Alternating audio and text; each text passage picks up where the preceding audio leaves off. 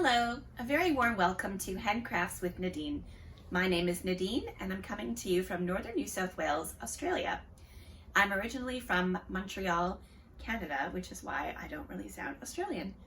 Or maybe I do. Sometimes people tell me that I do sound a little bit Australian, I guess, with some words, mostly the O's. I think the O's are the first thing that changes when you live in Australia for a long time, as I have. I've been here for nearly 12 years.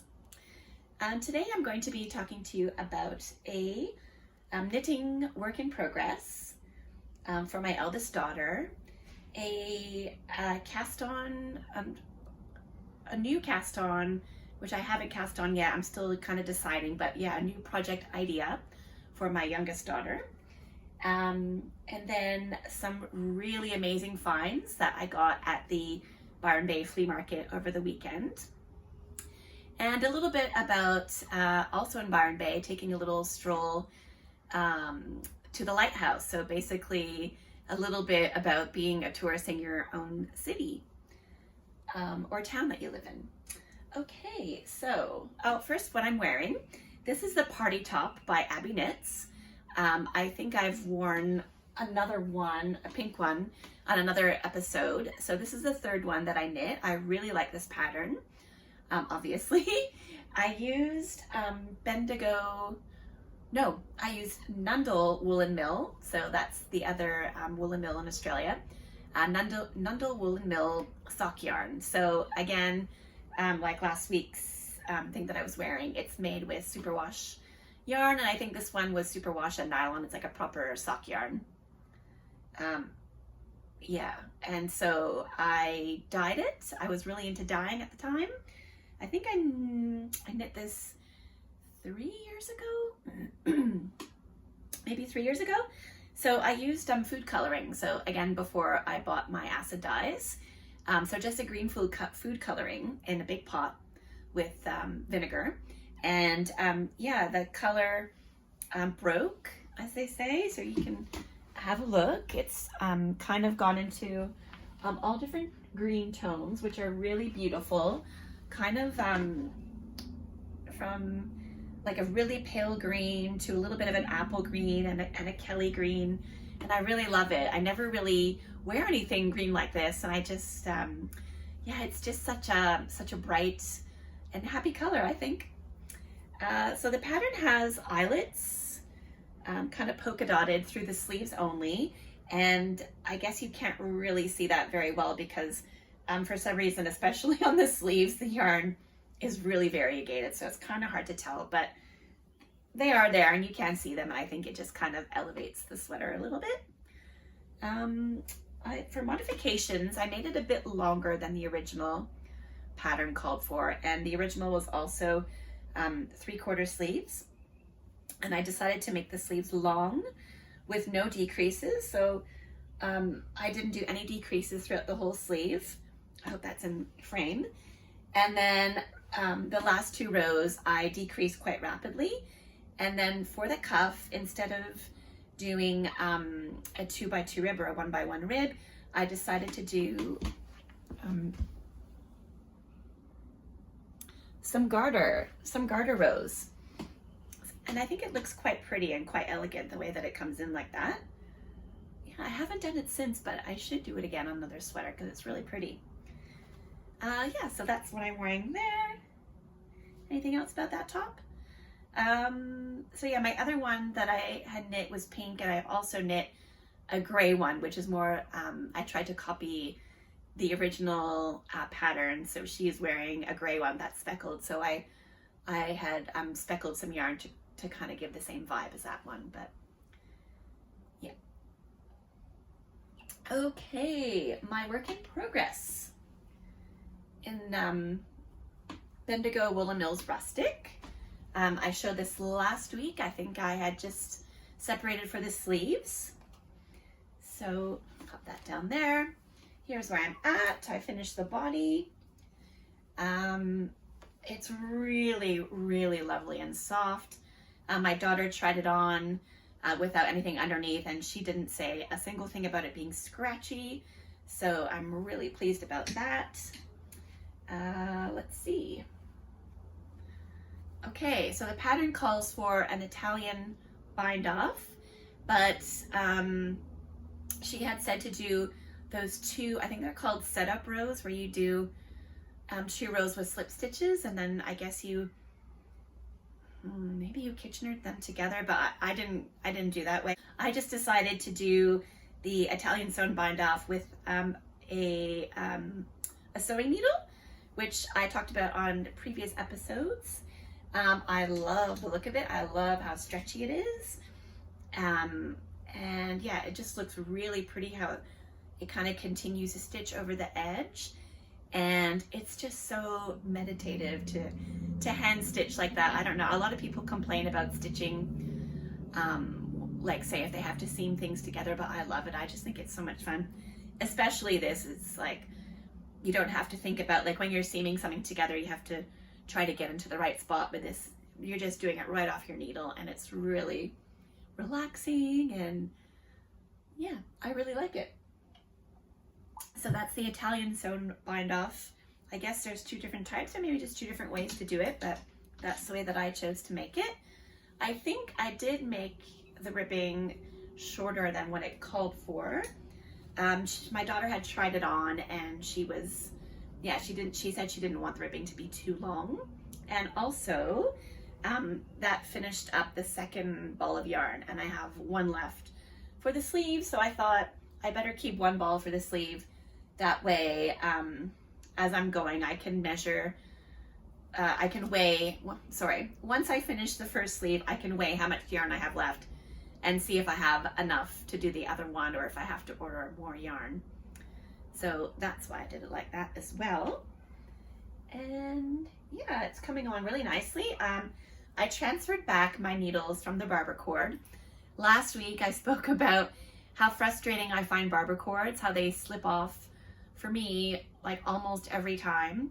And I had a theory that it may have been because it was really cold in the house, and I guess this had become quite stiff. I'm not sure, maybe it's because it's getting old, I wonder. It's only a 1.5 years old.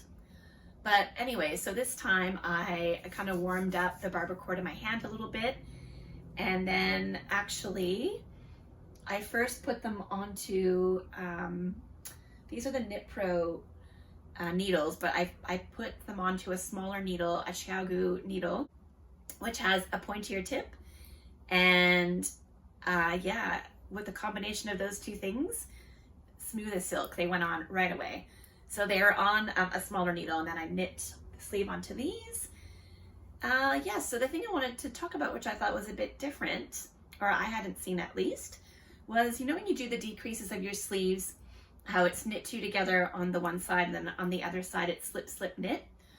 Or at least that's how, well, I didn't do decreases on this sleeve, but on the other versions of this I did. That's how I'm used to doing the decreases. In this one, on the way back, instead of slip, slip, knit, you do knit 2 through the back loop. And it's really cool. It actually gives the same effect of the decrease kind of coming in. So you have the knit 2 together, and then slip, slip, knit, you've got the knit 2 through the back loop.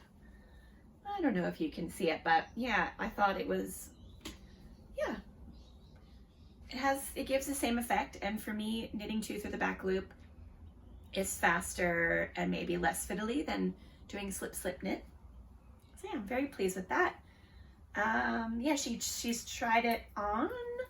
She is very pleased with it so far, so that's going really great. Now her sister just had her birthday. I'm going to show you a video. We went for a hike on her birthday, and so she wanted a sweater as well.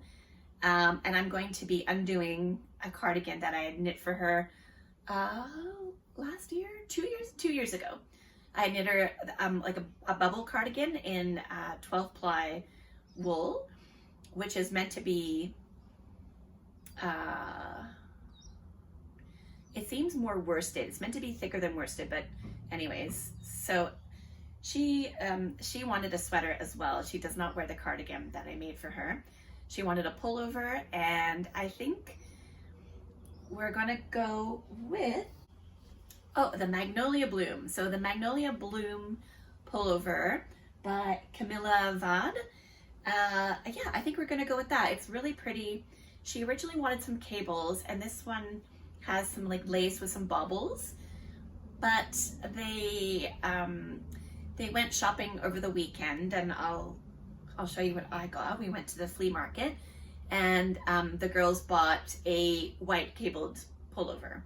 So they're gonna share it, see how that goes. But they decided to share that sweater, and so yeah, I think I'm gonna convince her to go with this sweater instead of making her a cabled sweater because they already have the one. Yes, so about that flea market. So over the weekend, there was, and I think it happens 4 times a year in Byron Bay, they have a flea market. So you have to apply to have a stall, and then you can sell your clothes there. And there's so much stuff there. It's really great. It's like a awesome garage sale. We mainly just clothes, and there's some really good finds and some designer things, and yeah, all kinds of goodies. So we went. The reason that we went is my husband and I were asked to do our ice cream stall there. So if you've heard of my previous videos, we have a coconut ice cream and coconut yogurt business. And so sometimes, mostly in the daylight savings, we do a market on Saturday nights, but now we're in winter, so those markets aren't on. Anyways, we were asked to do our ice cream stall at the flea market. So of course we were very happy to do it. Selling ice cream in the winter early in the morning, not always, it doesn't always have a big lineup, let's just say, but it was still fun and worth it. And I'm very pleased because I found some really great stuff. So the first thing I found was there was a lady who was Japanese, and she had a stall. She was selling some kimonos and some different fabric. She had a table with some fabric with some silk, really beautiful, but quite expensive. But you know, if money weren't an issue, I definitely would have snatched them up. But she had some beautiful Japanese silk. And then through the back, I saw she had a table with buttons. And so I was very, very excited. She had like a big Ziploc bag full of buttons mixed with some natural buttons, some wooden buttons, and some plastic. So I asked her, I think it was $10.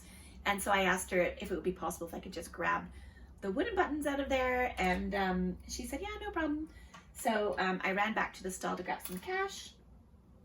And then I saw that she had some pearl seashell buttons, shell buttons as well. So yeah, I grabbed, I'll show you. I grabbed these seashell buttons. And how many did I get? 5. About 8 of them. They're so pretty. They're kind of like a purpley brown. And then I got 6 of these buttons. So yeah, they're just like wooden buttons, and they've even got like bark on the outside. I've had buttons like this before that I bought at Espace Tricot, I think ages ago, when we still lived in Montreal. So yeah, so there was, I asked her for those ones, and then I said, oh, how much? And she said, well, oh, how much would you like to pay? And I said, oh, you just tell me. And she said, $2. I was like, sold. So that was my first awesome find. A bit later in the day, I saw the lady had some fabric, and she had these lace curtains that my eldest daughter was interested in buying because she wanted to maybe sew it into a top or something, but at the end of the day, it wasn't that great, the curtain. But she did have this, which is denim, and it's about 3 meters. I'd opened it up. I don't think that, yeah, it looks like new because it's got like a staple in it. So yeah, that's one thing when you buy secondhand things. Sometimes they can smell a bit mildewy, a bit moldy, but it smells great. So I don't know how old it is, but it's 3 meters, which is perfect for making a hinterland dress, which is probably what I am going to make out of this. I have another lighter denim hinterland dress, a winter weight one that I made from an IKEA tablecloth. Was I wearing it last week? I might have been wearing it last week's episode or 2 weeks ago. But it's kind of like a lighter denim, and this dark denim, I just love this color. Yeah, so I snatched that up. This was $15, so that was a great find. And the last find is a linen dress.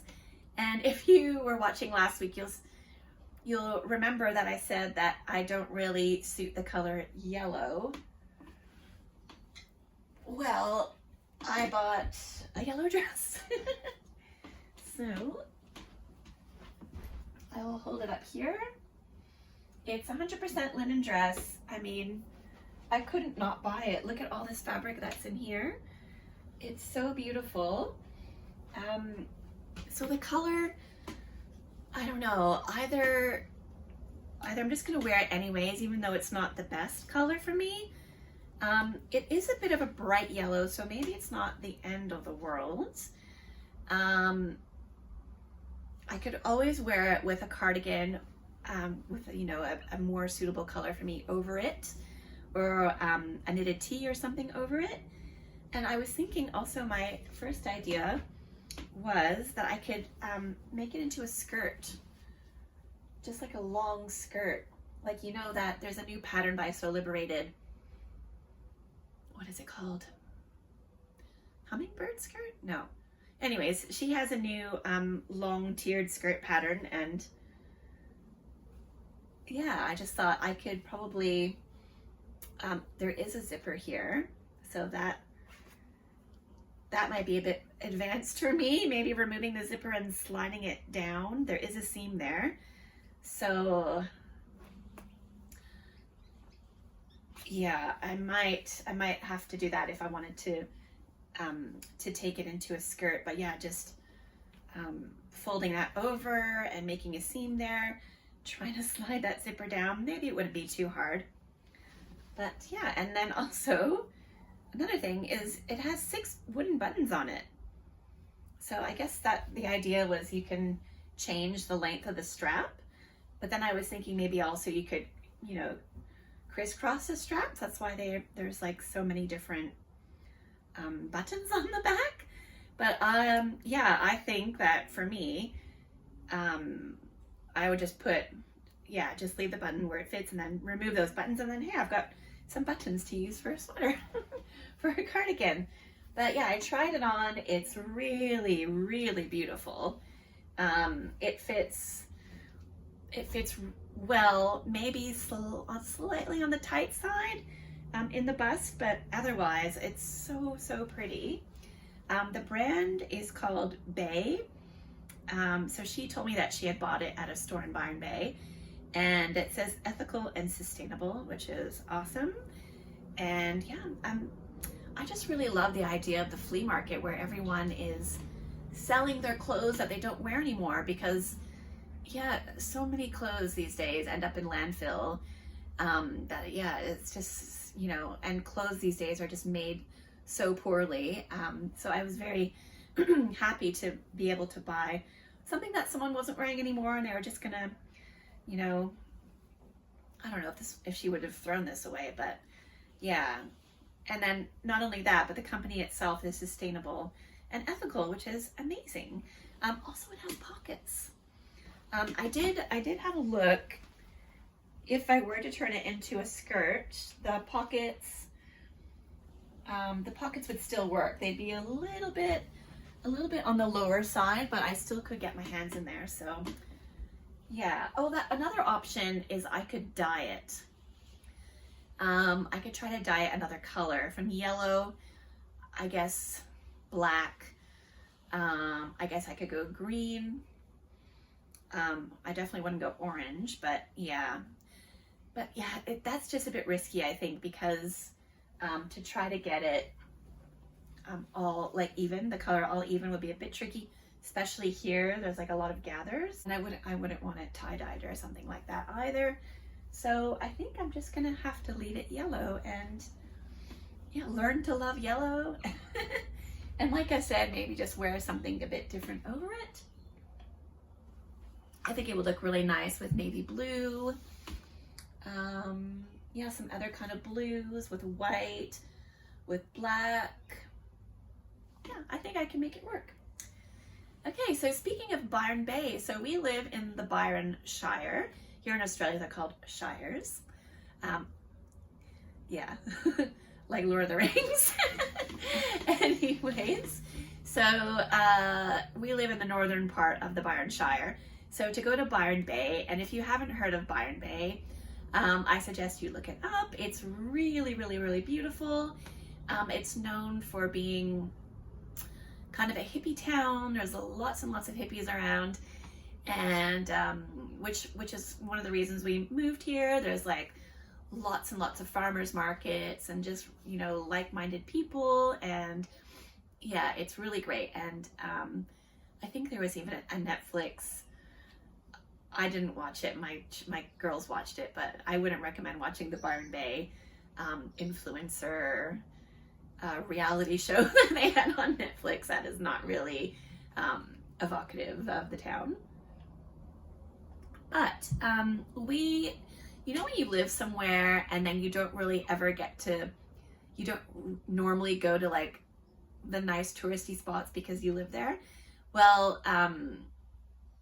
except for maybe when someone's visiting you, you might take your family or your friend out to visit somewhere nice. Well, anyways, my daughter decided she wanted to go to the Lighthouse in Byron, which we haven't been to in, yeah, just a really long time. So we decided to be tourists in our own town, and we went to do the Lighthouse walk, but the path is under construction, so it wasn't open. But normally you start at the bottom. There's a few places you can start to make it a shorter or longer walk, and then you hike up to the top of the hill, and there's the lighthouse at the top and just a panoramic view, and it's so beautiful. So because it was closed, we decided we drove up to the top, because you can also drive up to the top of the lighthouse, and we parked up there, and then we just went for little tiny walks around there. And then we went for a swim. We hopped back in the car and went for a swim down at the beach called Wategos, and the girls had a swim there, and I got to do some knitting on that jumper on the beach, which was really lovely and so beautiful. And yeah, we just kept saying to ourselves, like, why don't we come here more often? It's so nice. Yeah, it's just so beautiful. You can see all the hinterland from up there, the ocean, and we saw dolphins. I'm gonna put video at the end. You probably won't be able to see the dolphins very well, but we saw heaps of dolphins, and we even saw whales. So we saw some whales breaching, because it's the season where the whales head up to have their calves. So yeah, it was very beautiful, and hopefully it won't be so long before we get to go again. So that's it for me today. I think I hear my husband just came home. So yeah, I hope that you've had a lovely week. I hope that you get to make something beautiful with your hands, and I look forward to recording another video next week. Maybe I'll be finished the sweater. We'll see. Thank you so much for watching.